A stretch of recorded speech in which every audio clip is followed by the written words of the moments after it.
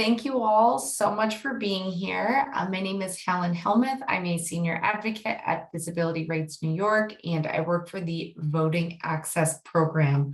I want to thank Kathy specifically and Downstate ADAPT for hosting this training about the HAVA Administrative Complaint process in New York State. If you have any questions throughout the training, please put them in the chat box. Kathy's going to be monitoring that to pose the questions as they come up at the end of the slides. And we will go ahead and jump right into it. Just one other thing, if you can't put in the chat box, don't worry, just raise your hand. And I think it's either *6 or *9. You can chime in here, Chris. You're very good at this. On the telephone and that, if you want to raise your hand. Awesome. Okay. Well, I just want to mention quick that if you are a JAWS user, you can press Alt-A to mute or unmute yourself. Alt-Y will raise and lower your hand, and if you're using a Mac, you can use Option A to mute or unmute yourself, or Option Y to raise your hand or lower your hand as well. Thank you so much for that, Chris. That reminds me we have captioning for today's training as well. So if you go to the bottom of your screen, you can select that close caption button and the subtitles and captioning for today's presentation will show up on your screen. Thank you so much for that, Chris. Welcome. So to jump right into it, what is HAVA, or the Help America Vote Act? It was signed into law in 2002, and the purpose of HAVA was to improve election administration and replace the old school lever voting machines. HAVA was prompted after the 2000 election with the hanging Chad, Florida recount. And then in 2002, the law was passed and states were required to transition to being fully compliant with HAVA by 2006. The standards for election administration, a lot of it has to do with the new accessible voting machines, which we will get into in a little bit. And a very important thing to know about HAVA is that it is for federal elections only. Although we use HAVA as a blueprint for all elections, it is only required during federal elections. So Title III of HAVA guarantees voters with disabilities the right to a private and independent vote. And it assures this by requiring a few things. One is uniform and non-discriminatory election technology. And to briefly go over those first couple of citations, Title III, Section 301A1A1 permits the voter to verify their selected votes privately and independently before the ballot is cast. It also gives voters the right to change or correct their ballot with the same opportunity for privacy and independence as voters without disabilities. And then it also requires voting machine accessibility for individuals with disabilities, and those voting machines must provide the same opportunity for access and participation for individuals with disabilities, including those who are blind or visually impaired. And the voting machine, there must be an accessible voting machine at every single polling place throughout the state. So that's just a bit of a legal background. Now, accessible voting machines in New York State, you'll hear the terms interchangeably: accessible voting machine and ballot marking device, or BMD. They're the same thing. It's called a ballot marking device because it is a machine that quite literally marks your ballot. So it's easy to remember what it does. And so throughout this presentation and throughout HAVA, really, when you read and you see accessible voting machines or machine technology that must be accessible. That means ballot marking device in New York State. I would ask for a show of hands of how many people here know what the ballot marking device is, but I know most of the people in this group, and I'm pretty sure that you all do, but very briefly, it's a machine that allows you to privately and independently mark your ballot using a variety of accessibility tools. They have a sip and puff available so you can independently scroll and mark your ballot. They have audio, so the ballot is read to you, whether if you're blind or if you cannot read, if you have a reading disability, it's a way for you to independently mark your ballot. And if you look on the screen here, you will see that there are several different ballot marking devices in New York State. One is called the ES&S AutoMark, and that is used in 6 counties. There's the Dominion ImageCast, which is used in 56 counties. And there's also an offshoot of the Dominion ImageCast called the ImageCast Evolution. So in some of those 56 counties, it may be a newer version of the machine. And although I don't want to focus on this, it is worth mentioning that there are a few BMDs that are currently going through the certification process in New York State. So you may hear some of these names popping up in the future. ES&S has their Express Vote XL under review. Dominion has a new machine, their ICX, which is under review. The Heart Verify Touch Writer is under review, and the Clear Ballot Clear Access device is also under review. So the HAVA Administrative Complaint process is a state-operated procedure to report violations of HAVA Title III. And the complaint procedure must meet certain requirements, and it must be non-discriminatory. The complaint must be notarized. There must be a hearing on record if requested. The state has 90 days to make a determination of the complaint, and the complaint procedure must be available to all voters. HAVA Title IV establishes all of these requirements. So again, HAVA is federal. HAVA sets these federal standards for the complaints, but then they pass it off to the states to make their own rules regarding certain aspects of the complaint process, such as how many days following the violation does a person have to file a complaint. And again, if there's one thing that can stick into your head throughout this entire presentation to help this, to really digest this and have it make the most sense, HAVA Title III, which is what you're able to make complaints about through the HAVA complaint process. HAVA Title III guarantees voters the right to a private and independent vote. So if your right to a private and independent vote is ever in question, you have the right to file this complaint.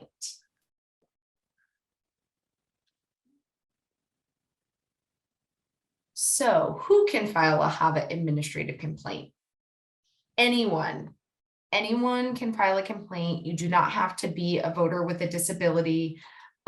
This little section of law here, HAVA Title IV, 402A2B, states that under these procedures, any person who believes that there is a violation of any provision of Title III, including a violation which has occurred, is occurring, or is about to occur, may file a complaint.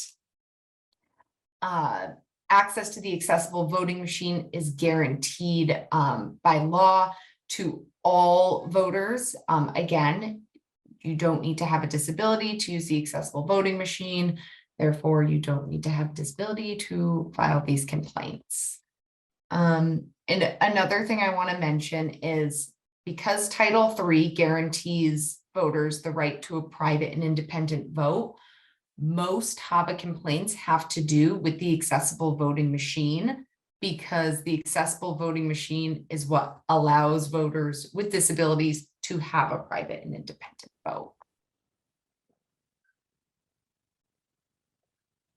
Okay, do we have any questions in the chat or in the audience before I keep rolling? I don't. I Hello. don't see anything in the chat. Oh, question? Go ahead. I've actually haven't had to do that, but I've been a poll worker since 2008, since the Obama administration, and it seems like every year they keep me in the same spot, but I haven't had to complain. But this is good information in case I need to. But now that I'm a committee member, I'm on top of the game, which means they call me every year to work with them. So, but I know I have friends I can go to if I have any issues besides the higher ups. Yeah, that's fantastic. And being a poll worker, as we go through and talk, we have 4 people with us here today who have all filed HAVA complaints. So we're going to hear from them, and it'll be a great opportunity to hear, like, as a poll worker, the best way to respond if you encounter a voter who's having trouble accessing a private and independent vote. Thank you for sharing. So now we will get into enforcement under New York State election law. So again, HAVA is federal. So HAVA is a federal law, and then they give discretion to the states to create certain requirements within the complaint process. And so those state procedures are protected under and enforced by New York State election law. Now, New York State election law section 3105 provides basic information about the HAVA complaint process, and it essentially just establishes that there is in fact a HAVA complaint process in New York State. Now, section 6216.2 goes into much greater detail about the HAVA administrative complaint process in New York State, including filing deadlines and other requirements. And back in 2018, New York State Board of Elections voted to make changes to the second section of New York State election law based on advocacy from DRNY and individuals who filed complaints early on in the process, which we'll get into a little bit later. And it really just hits home the point that although sometimes making complaints may feel futile, there is a bigger picture, and it is the only state complaint procedure in New York State, and it is on record. There is a written record, and so it's a very effective advocacy tool to look back on and then kind of use to show the State Board of Elections, these are the patterns that we're seeing, and this is what we as advocates believe needs to be done to make it so that we stop getting these same complaints over and over again. Okay, so this slide is long. I will read through as many of them as I can. It says when to file a HAVA administrative complaint. We file HAVA administrative complaints whenever our right to a private or independent vote is jeopardized, whether it has occurred or is about to occur or may occur, as we learned. So some examples: if a polling place doesn't have an accessible voting machine, which I noted is rare. Most of them have machines, but if there ever wasn't one, then absolutely have a complaint worthy. If the accessible voting machine is not turned on, set up, or immediately ready for use. If poll site staff are not prepared or trained to provide assistance with the accessible voting machine. I'll give an example of myself. I went to vote at my polling place early, And I said, can I use the accessible voting machine? And they just kept directing me to hand mark my ballot, even though over and over again, I was like, no, I want to use the ballot marking device, the accessible voting machine right here. And they're like, yes, we hear you. You want to mark your ballot, go and mark it over here with the pen and paper. So that would be an example of when to file a HAVA complaint. If the accessible voting machine malfunctions, resulting in delay or requiring the voter to have to vote without the accessible voting machine, that I would say is probably the most common complaint that we get. If poll site staff interrogate voters about their disability, or if they somehow suggest that you have to have a disability to use the ballot marking device. If poll site staff deny access to the accessible voting machine, if there's inadequate clearance space around the accessible voting machines for voters using mobility devices, that might be an example of a violation that is about to occur, but maybe didn't actually occur if you don't use a mobility device yourself. If the accessible voting machine is positioned in a way that compromises voter privacy.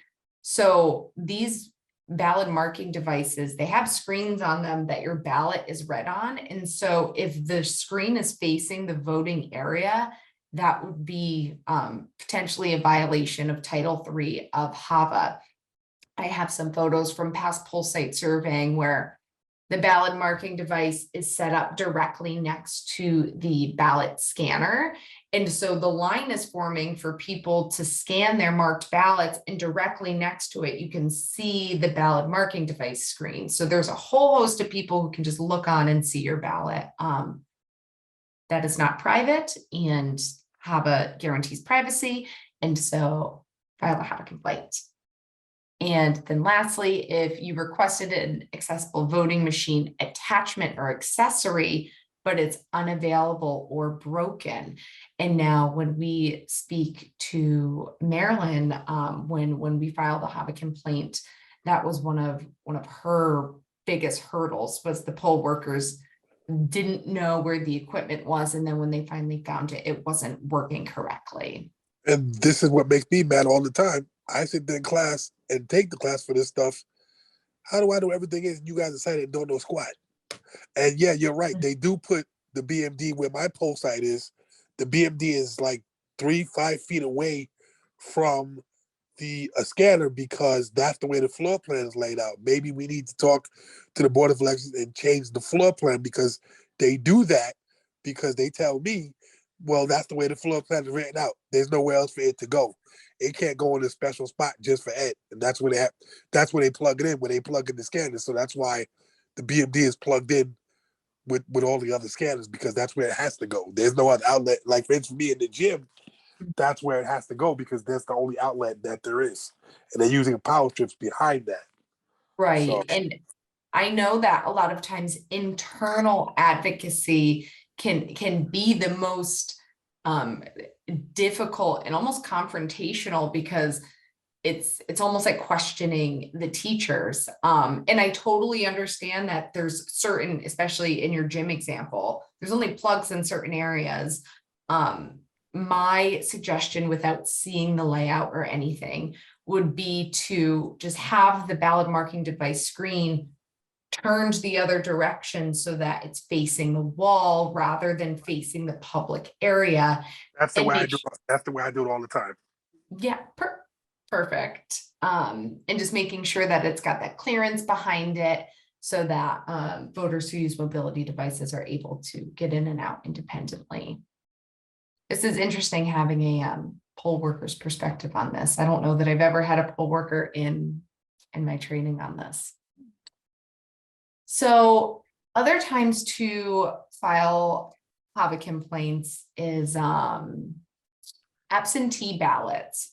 So that's uncharted territory in New York State, but the ACLU and the National Disability Rights Network, they say that the ADA and HAVA make clear that voters with disabilities have the same right to a private and independent ballot as everyone else. Voters with disabilities must be able to mark verify, and cast their ballots privately and independently, even if they choose to vote by mail.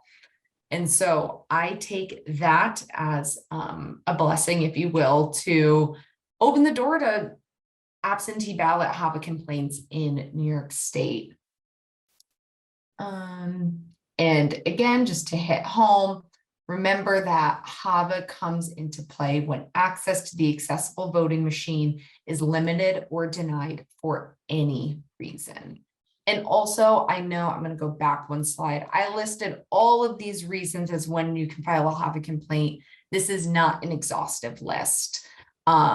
If something ever comes up where you feel that your right to a private or independent vote is compromised, give me a call. We can talk through it and see if a HAVA complaint makes sense.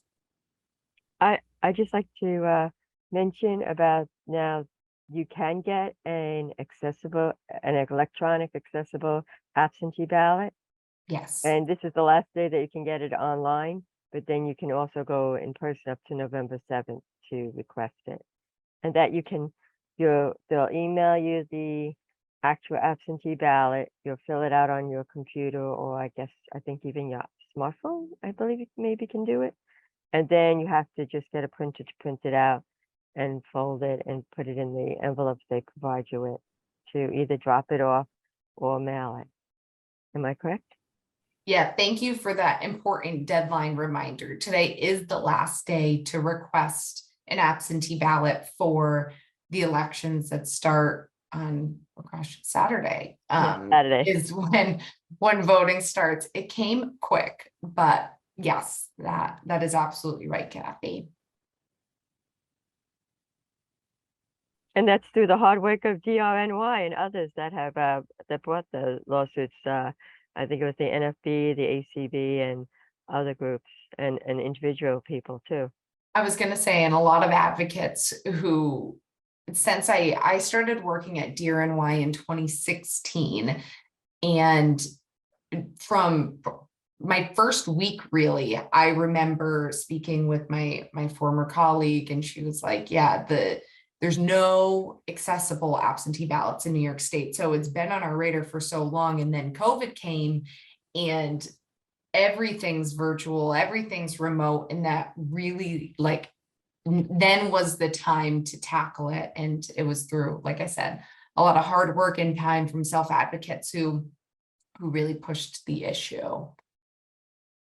Okay, so important considerations when filing HAVA complaints. Every state is different. So I know that this presentation specifically is with Downstate ADAPT New York. So most everyone here is in New York, but if you ever move to another state, or if you have a family member in another state, they still have a HAVA complaint process because HAVA is federal law. However, the states get to make their own little nitpicky rules. So just be mindful of that if you ever move or if you have a family member. Get an early start on filing HAVA complaints because sometimes it can be difficult to find a notary. You have to sign the complaint in front of a notary witness, which I'll get into in a little bit. DRNY did try our best to get that notary removed. But again, because it's required by federal law, that's one of the HAVA standards, it's a lot more difficult to get those rules changed. Details. The more details in a complaint, the better the complainant's chances. And as we'll hear from our presenters a little bit later, it's a very intimate process where it's really just, if you have an advocate representing you, your advocate, the Board of Elections that you're filing the complaint against, and the State Board of Elections. And so you have a lot of time to talk about your experience. And I always say it's putting a face to the story, and it's saying, I'm here, I am a person, here's all the things that I had to go through to be able to vote. And it makes it a lot, it's very powerful. It's very powerful when you have like extra details. Complainants don't have to go through the process alone. So as I mentioned, you can have someone represent you. Disability Rights New York, the office I work for, we represent people in the HAVA complaint process to try to make the process as smooth and less intimidating.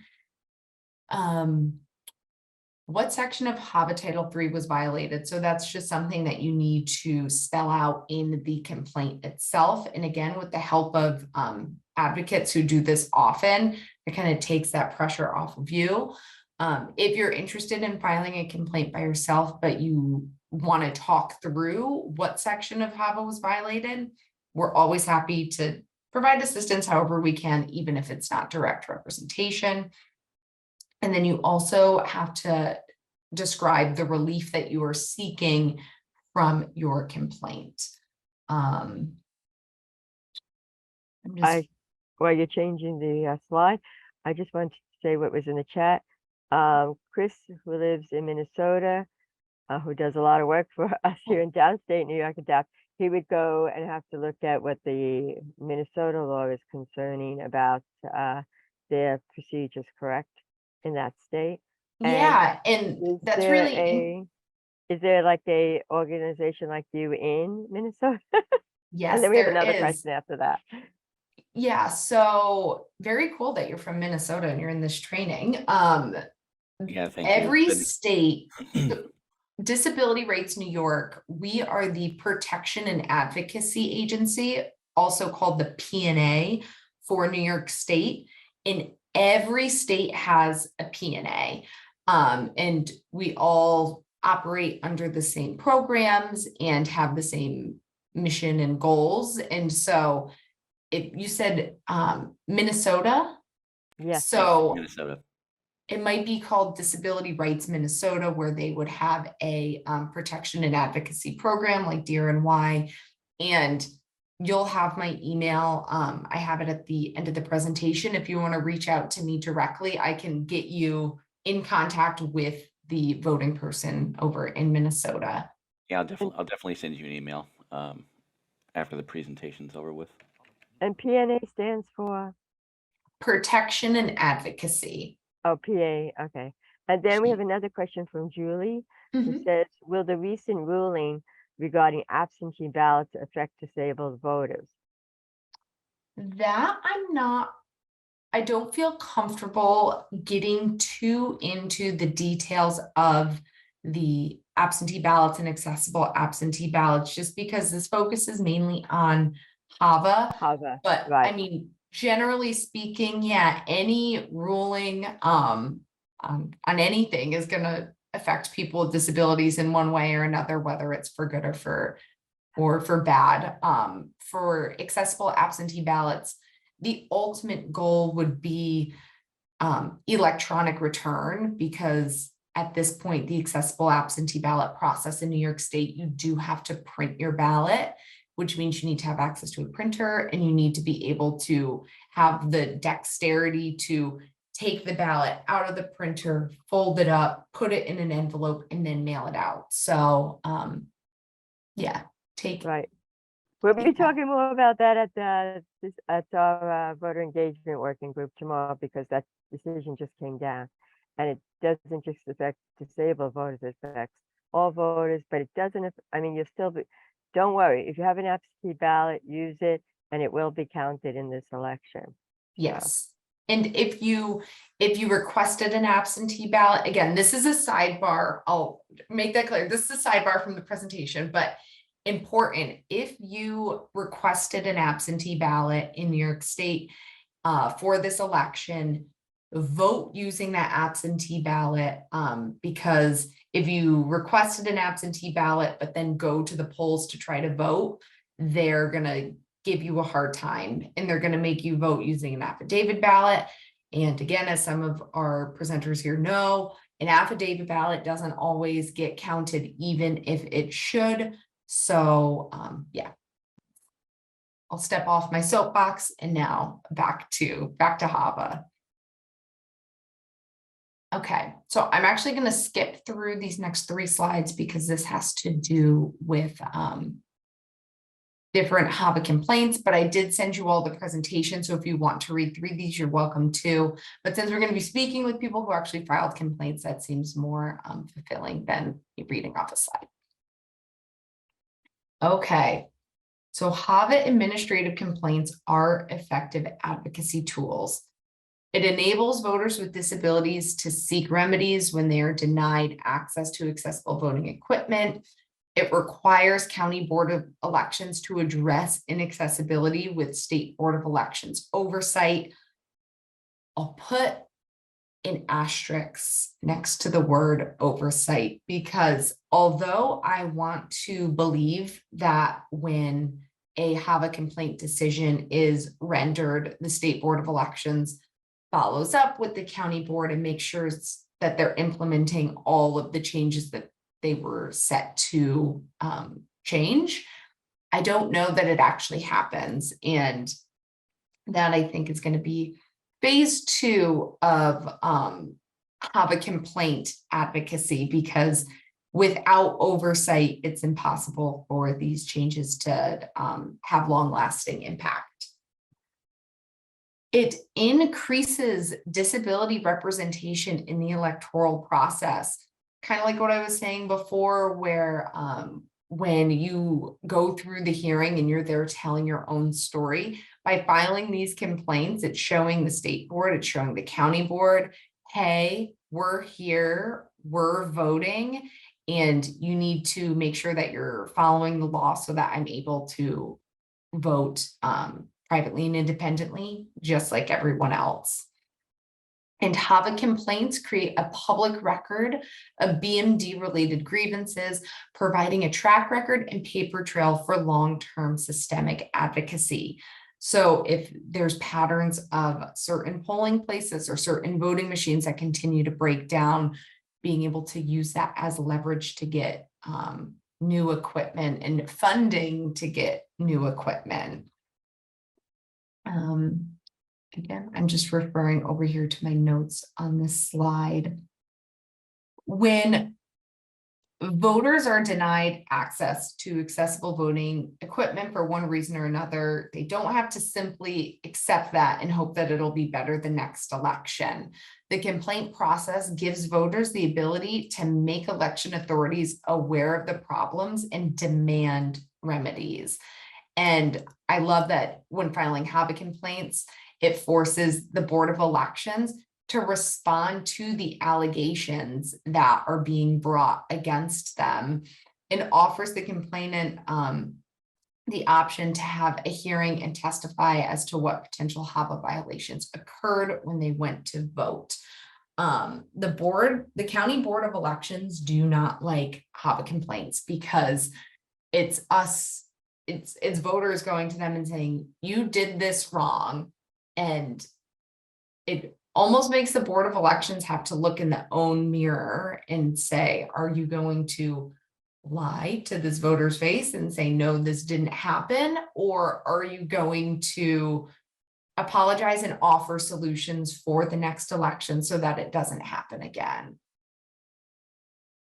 And also, the more people file HAVA complaints, the more people become aware of the HAVA complaint process, which is huge, because again, just building that public record of complaints is helpful.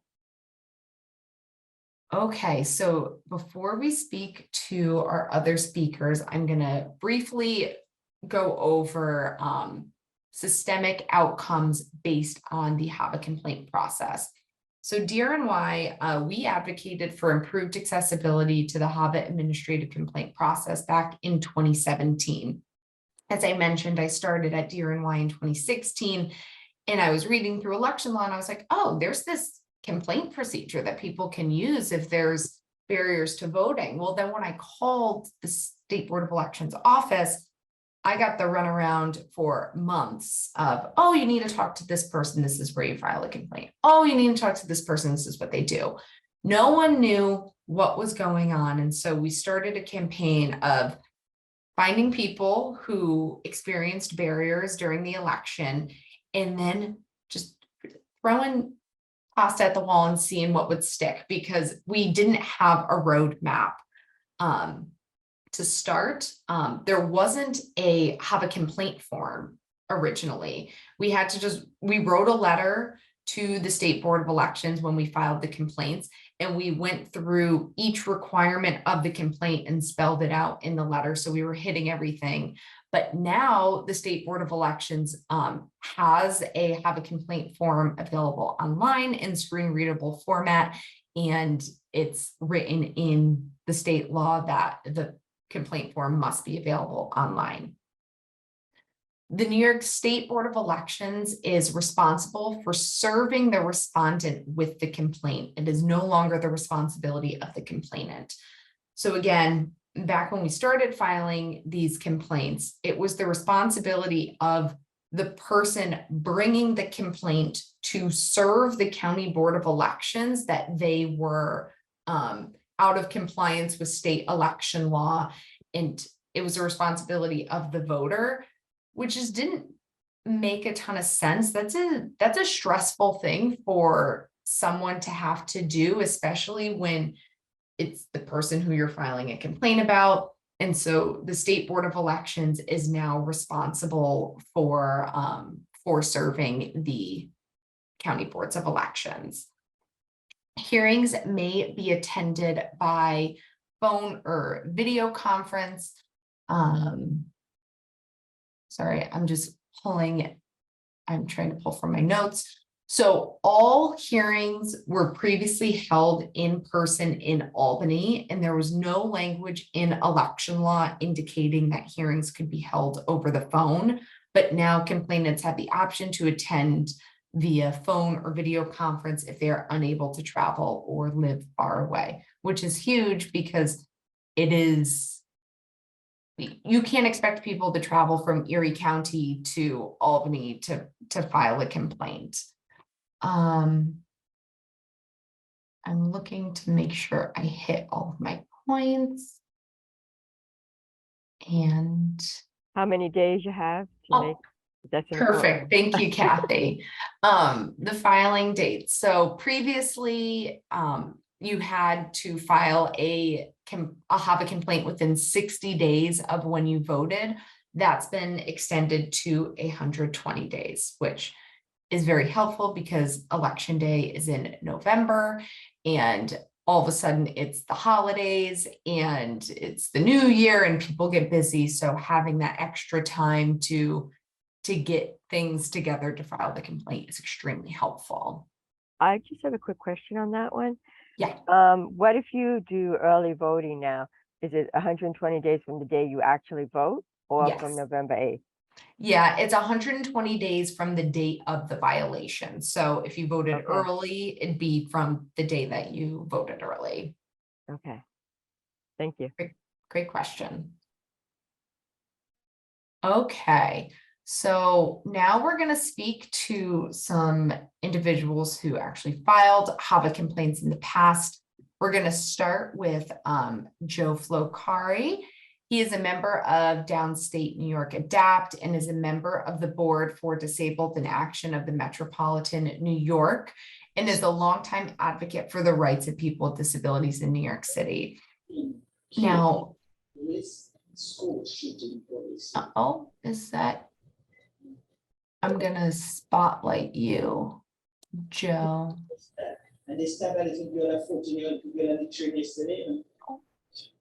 Hold on, I'm gonna scroll through. It sounds like someone might be unmuted. Okay, we look good. So for a little background, Joe filed a complaint in February of 2022.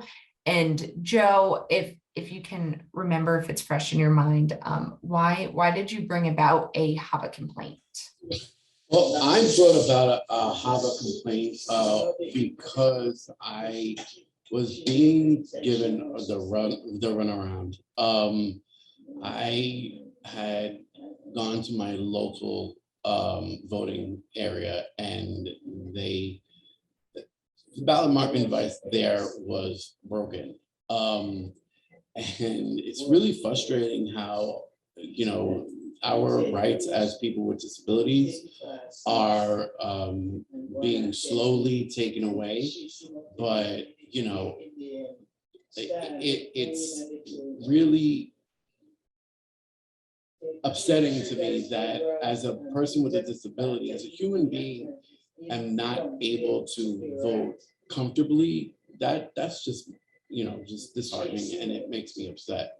So what I did was, on election day, I did go to my polling site at Shallow, and I tried to use the BMD.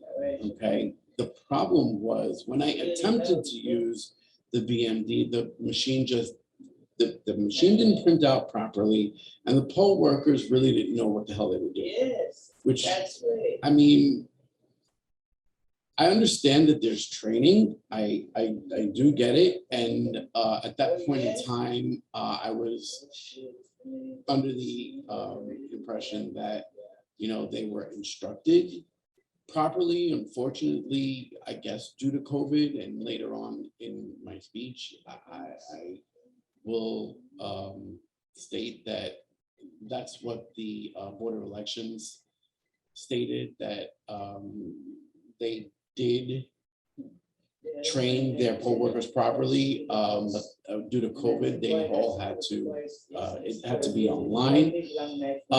So on January 31st, I filed a HAVA complaint alleging a violation of Title III with the help of the HAVA Act of 2002.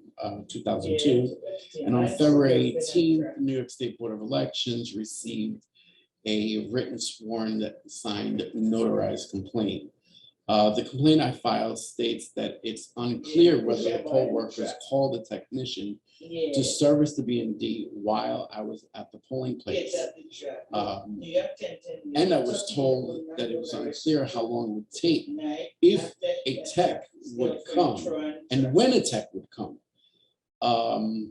They also tried to replace the ballot marking device, the ballot markings that I did by filling out a hand version of the ballot, which I can write, but it takes me a little while. And because the ballots are private, I'm not gonna have my aide or anyone else that may come with me fill it out. It just doesn't make any sense.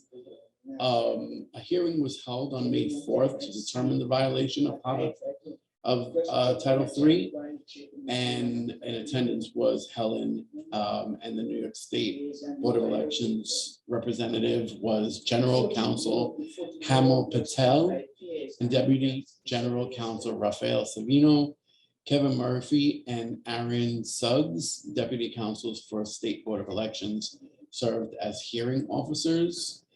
The Board of Elections, the New York City Board of Elections testified that 1,286 BMDs were deployed that day throughout 5 boroughs on election day, and that my complaint was the only one. And I do want to stress this. It was, quote unquote, the only one that they have received for that specific election day. New York City Board of Elections indicated that all BMDs used for an election are tested before they are sent to their respective poll sites, and that the poll workers are instructed to check the BMDs that, you know, they're working properly. Honestly, I don't think that they did, or they even know how to, because when I questioned my poll workers, they really didn't have any idea on any remedies right then and there. The New York Board of Elections reaffirmed that they reaffirmed that the poll workers do get training, but because at that time it was the height of COVID, they've been getting training through virtual meetings, of course, and that would then in-person trainings would continue for next cycle. However, in the when I continue testimony, when I continue to speak, The general counsel, Helmut Patel, was extremely rude.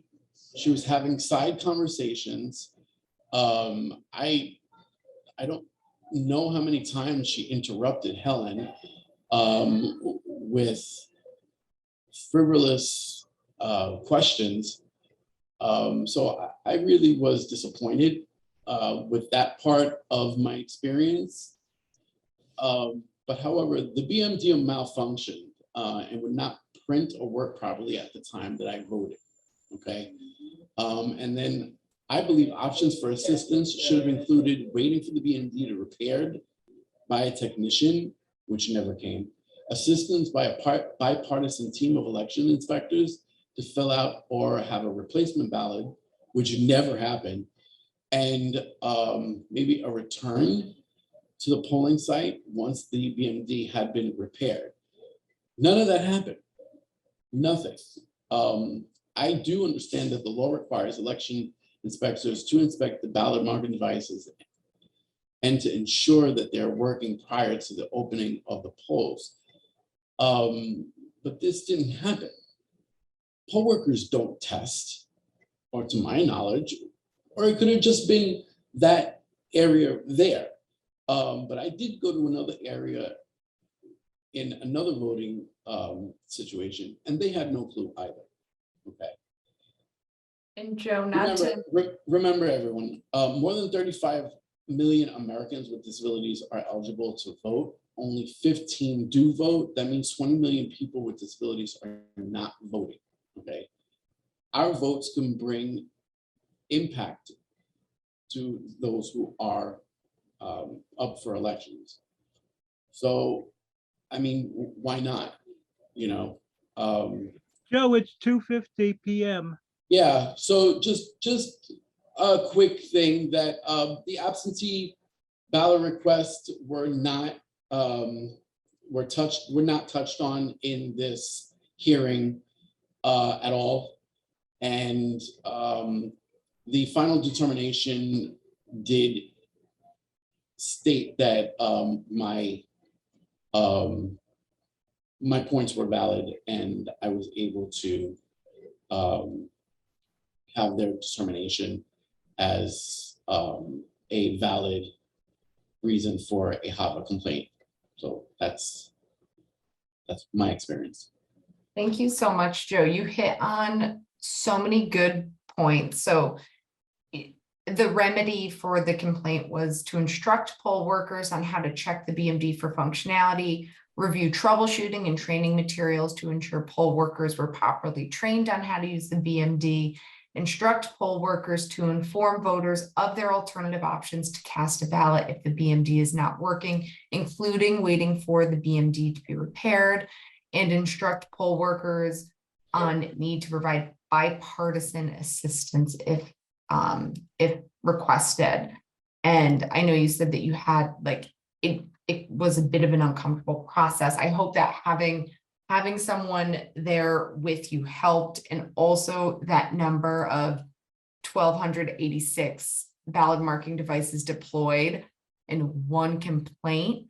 There's no way that was the only machine that wasn't working that day. And so thank you for being the one to come forward and to help with that advocacy. And just for the sake of time, I'm going to roll right into Phil Bennett. Phil is a member of the Board for Disabled in Action for the Metropolitan New York, and previously served as the recording secretary for Disabled in Action, and is a longtime advocate for the rights of people with disabilities in New York City. So Phil, do you have anything that you would like to say about your HAVA complaint experience that you think others would like to know?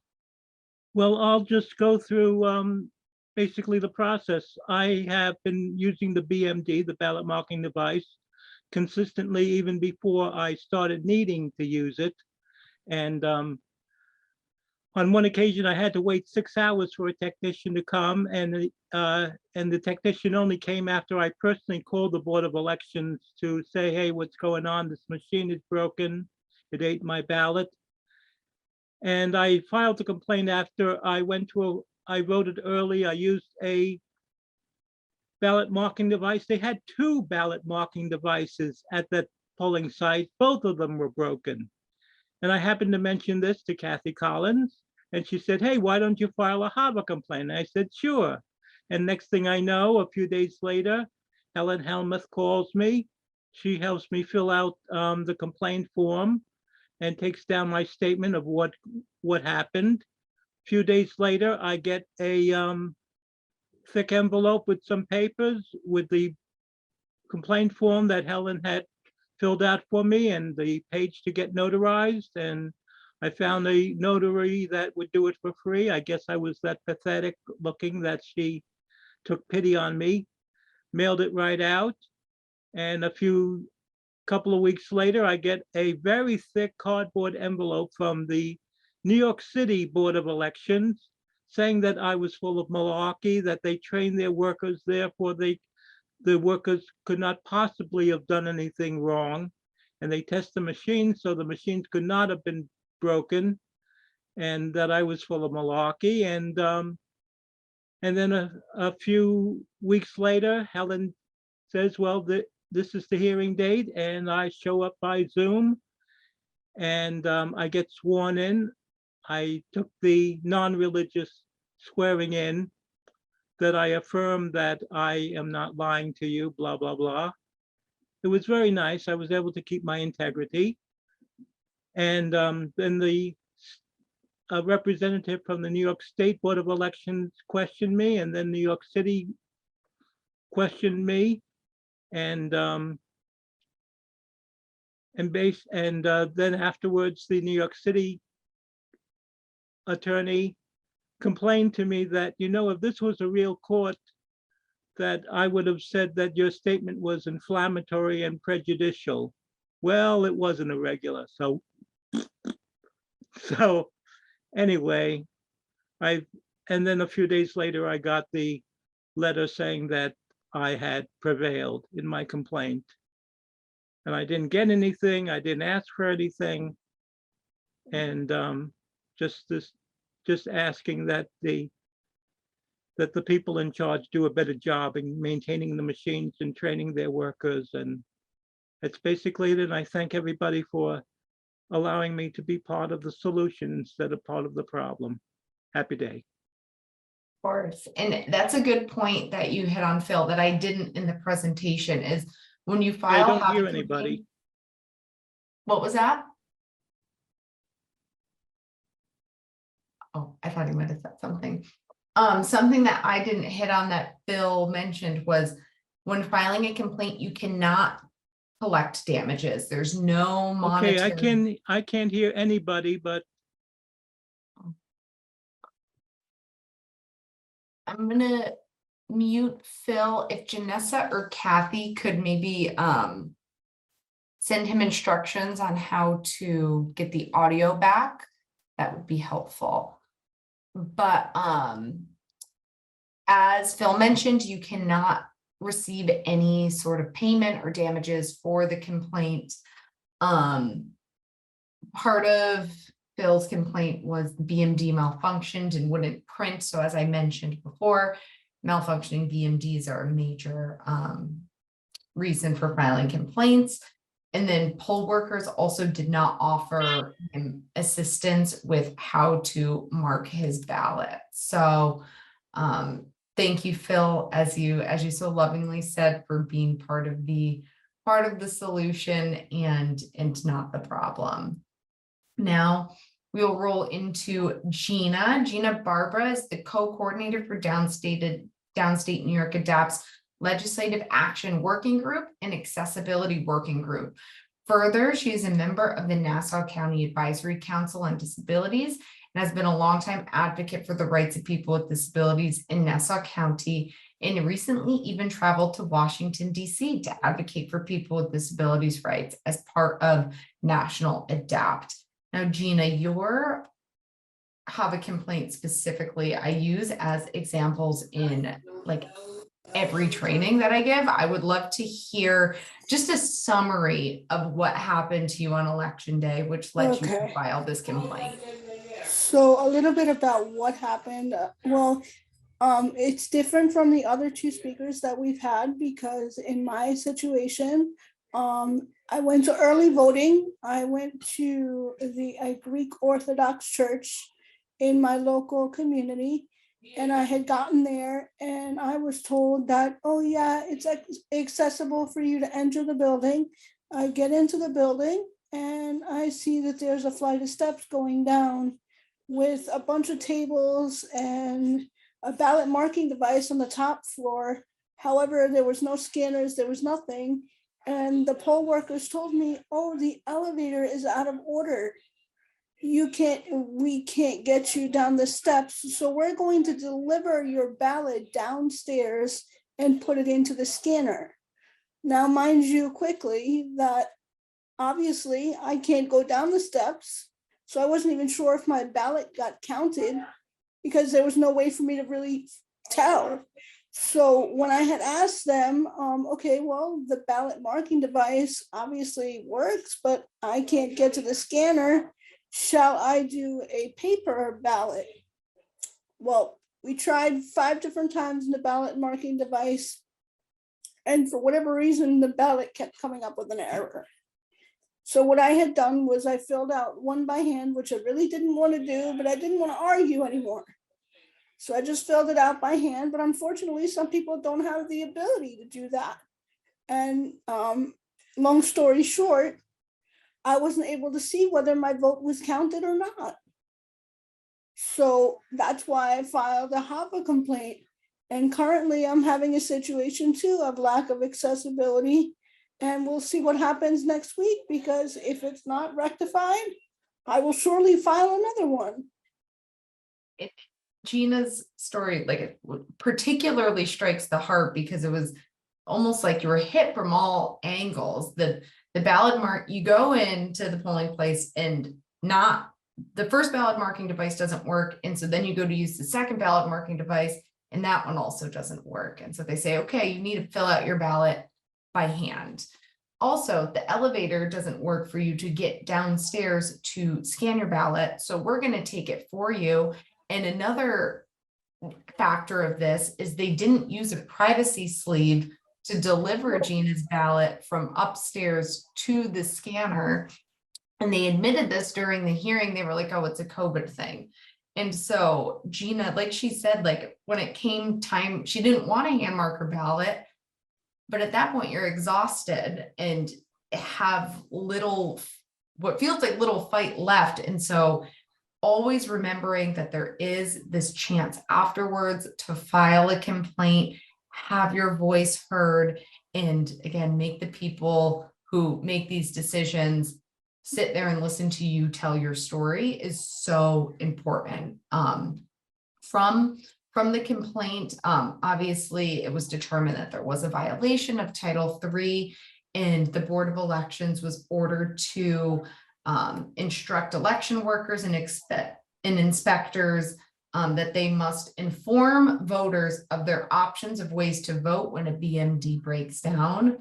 Election workers and staff must provide notice and information to voters when unexpected events, such as a broken elevator, make a site inaccessible, as well as providing information of the voters' options to vote.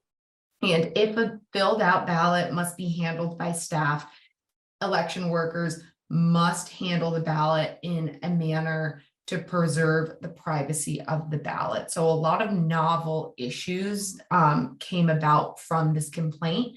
And now that we have this complaint, if another situation happened anywhere throughout the state, we can then refer to this document and say, oh no, see, you've ruled on this before and this is what you said needs to happen. So we need to make sure this happens.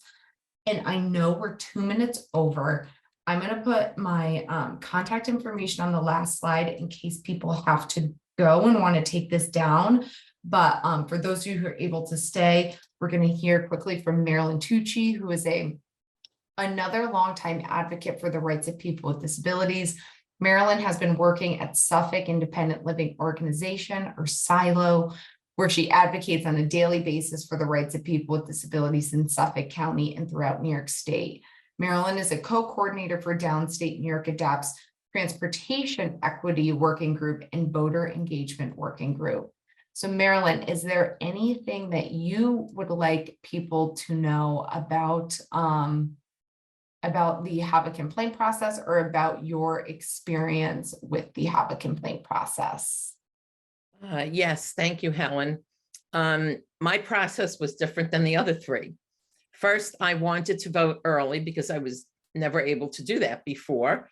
So because we were able to vote early, my friend who lived in my township said I could take you to vote.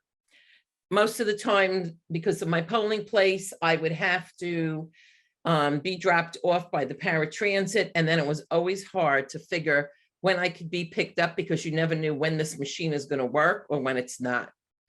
So I thought, wow, this is a great thing. So now you could vote on Sunday. So my friends and I went to the town of Brookhaven. I live in Suffolk. And we got there. We figured, all right, lunchtime should be nice and empty. Oh, we were shocked. There had to be over 1,000 people waiting outside. When we asked one of the poll workers, is there a special line for people with disabilities and seniors? No. I said, how long is this line? Over 3 hours.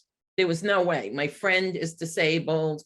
I am blind with a guide dog. And I said, there's no way I'm going to stand on this line for 3 hours. So we decided to go closer to my home because there was another polling place in the township.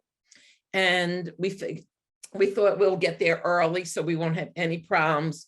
The polling place opened at 7. We got there 5:45. I live 5 minutes away. There was already like, I don't know how many people, 12, 13 people already were outside when we arrived at 5:45. There was no place for people with disabilities to sit, no chairs or anything. And some people were having a hard time standing who were seniors. I told them to go into their car. And if they wanted, you know, my friend would like let them know, you know, when they could come back on the line, we would save their spot. But some of them said, no, we'll try to wait. Anyway, long story short, we get in there after 7. We were the second group to be let in. We went over where you sign your name in the iPad. And the first thing that started, I should have known this wasn't a good thing, when the man turns the iPad to me and says, is this you? And I said, I don't know what you're showing me. I'm blind. Now, 2 women come over to me after my friend made a statement. She's, I can't believe that you just asked her. You just saw her walk in here with a guide dog and you're asking her, is this you? The man didn't say a word. The woman next to him didn't say a word. These 2 women come over to me and they asked me, you know, how I was going to vote. I said, I'm going to use the accessible voting machine. They brought me over there. The first thing I noticed was it was facing the wrong way. It was facing all the people that are entering the room. So I said, this machine is facing the wrong way. Can you please turn it to the wall? And she said, well, we were going to, but we were using it as a fax machine. I said, okay, but can you turn it to the wall, please? So they did. Now I'm feeling the machine and I said, where are the headphones? Oh, you didn't bring your own? I said, no, I shouldn't have to. You should provide me with headphones.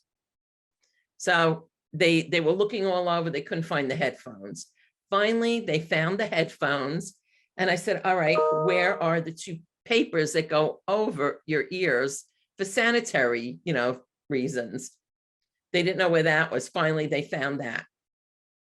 Now, I know how to use the machine. I've been using it for quite a few years. So I start, you know, to vote, and they were having trouble with the screen. And it wasn't talky. We were having trouble with the speech. Finally, we get it to go. Now, meanwhile, my friend was already done voting and she was standing there. She said, are you done? Something that should have taken me no more than 12 to 15 minutes. Took me an hour and a half. And my friend had to vote for me at the end of this. But they were having trouble with the machine. And finally, we get it to work. Now I start to vote. The paper comes out. There's nothing on the paper. They put a second paper in. They were having trouble getting it to work. And I didn't know that they didn't close the door on the machine, and that's one of the reasons. But it started to work and I started to vote. On the back where the propositions were, none of that came out that I voted for. So they didn't know what to do. And they said, well, we can help you vote. I said, no, you're taking away my right to privacy. The whole purpose of this machine is so I can vote independently. So my friend had to get home to her daughters, and I said, you know what? I have been here in this building an hour and a half. I said, I also was outside an hour and 15 minutes waiting to come in and vote. I said, I'm going to ask my friend who I trust to vote for me, but I want you to know you've taken away my right to privacy, and I resent that. They didn't know what to say, and they felt kind of bad, but I said, it doesn't matter. This machine should have been working. And of course, the same thing that the other people said, oh, we tested it. You can test these machines, but they're put on a truck. And when you're on the road, I don't care what you say, these machines get shaken around and things, of course, could come loose. And they claimed that this machine was working. And I said, no, this wasn't. There were just too many issues today with this machine. And long story short, like I said, my friend had to vote for me so we could leave because we thought getting there early, we would have no problems. And what happened last year was, because of my HAVA complaint, when I went to vote, the people there were actually waiting for me. They said, oh, we were waiting for you. And I said, you were? So they said, yes. And I said, so that must mean the machine is working. They said, yes, it is working. We made sure it's working. And if you have any problems, we're here. The machine worked. I was in and out of there in like 10 minutes. I couldn't believe the difference in that. And I'm sorry, a few years before that, I did not file a HAVA complaint because one of the poll workers did something very illegal. She actually voted for me because they couldn't get the machine, and 2 people came from the Board of Election. If that ever happens to me again, I know now to call Helen immediately. But I tried to keep this short because I know, we're running out of time. I appreciate that, Marilyn. And again, it's such a, couldn't have written a more perfect way to end this presentation. She filed a HAVA complaint, and then the next year, everything was fine. I know Gina had mentioned she filed a HAVA complaint, and then she went to vote at a different polling site, and there was still problems. So it's not a guarantee, but I do think there's something to be said about that. My contact information is up on the screen. I'm also going to put it in the chat. I'm going to stop the recording now.